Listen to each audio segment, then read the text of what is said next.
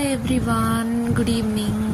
ఈరోజు నేను అప్లోడ్ చేసేది ఫుడ్ వ్లాగ్ కాదు. ఇది మొన్న ఊరు వెళ్ళినప్పుడు వచ్చేసే రోజు అనమాట. మేము ఈవినింగ్ బయలుదేరాం కదా, ఇది మార్నింగ్ అనమాట. 10 ఆ టైంకి బయటకు వెళ్ళి చిన్న గార్డెన్లా ఉంటుంది మాకు ఇంటి బయట కూడా. అక్కడున్న ప్లాంట్స్ అన్నిటిని కొత్తగా ట్రై చేద్దామని ఇలా స్లో మోషన్లో తీసాను.